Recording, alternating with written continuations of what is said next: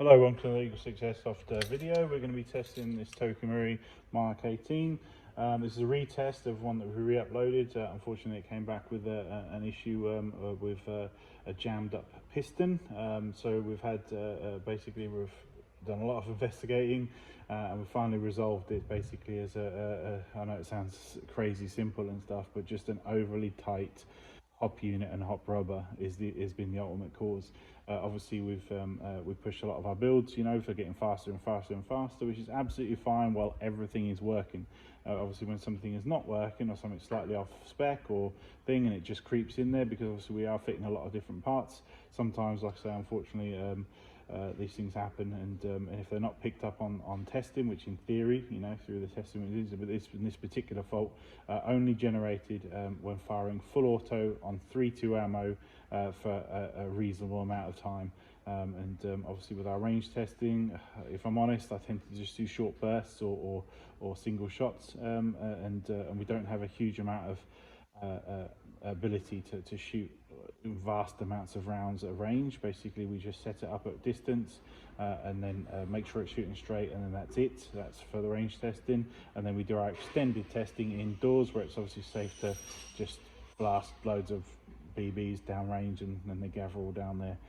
So yeah, it just didn't show, because obviously, like I say, we didn't test on that thing. So going forward, obviously we're going to have to switch over to extended testing on the actual ammo the customer's going to use, even though BB pots of 3.2s are 20 quid a time. So obviously we blast through half a pot in easy in a testing section.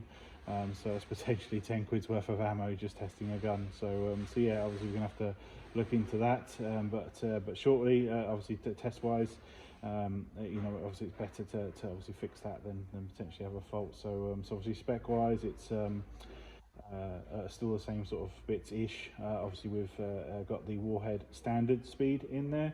We've got the 18:1 Prometheus gears. Obviously wouldn't recommend double torque with the standard speed. We've got the Prometheus obviously silver triggers, you can see there. We've got obviously the Magpul CTR stock. It's got the Prometheus type wall barrel. This time we've removed the Prometheus hop rubber that seemed to be extremely tight, and then we've fit the Psionic R Hop in there, which is technically an upgrade over the previous one. We've downgraded the spring from the Eagle 6 M90 because it was still coming in hot. We've actually put the Prometheus M90, which is a very small spring for sort of almost like one joule type builds, over in Japan, and that's coming in about right on the FPS now, so which is about 348 on 0.2s. And we've also got obviously the FPS cylinder, FPS cylinder head, this time with the FPS cylinder head back instead of the Eagle 6 lightweight one. We threw a few things at this problem to try and resolve it. We've also got the FPS cylinder head. We've got a Prometheus air nozzle that was ever so slightly modified at the cutout, basically to provide a slightly bigger cutout in order to do a little bit more better feeding. What else was in there? Obviously FPS spring guide. I think that's about it.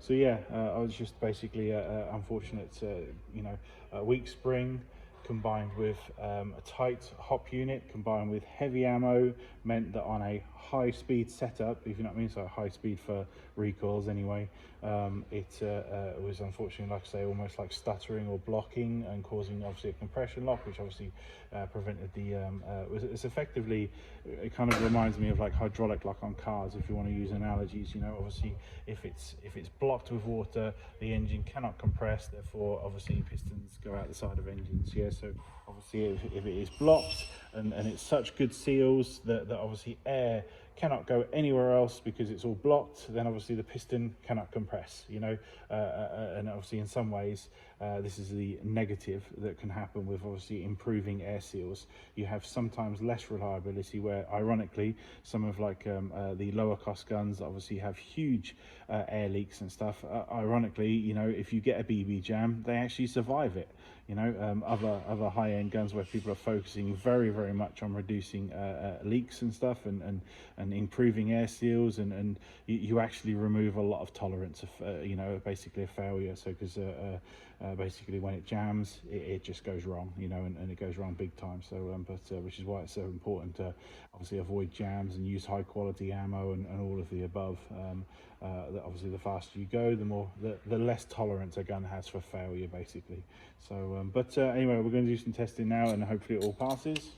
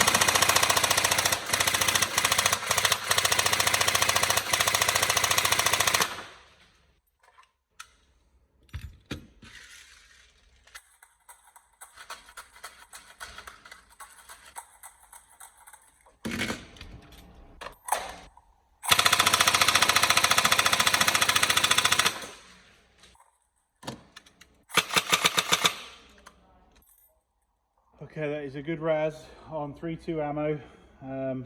Like I say, I'd have preferred to give it a little bit more time on some of the Loctite, but everything's all still tight, nothing's wobbly. So obviously it'll have a rest of the time, obviously, as it's traveling. Obviously, if you get any problems, disconnect the battery, reconnect it, and always obviously try a fresh battery.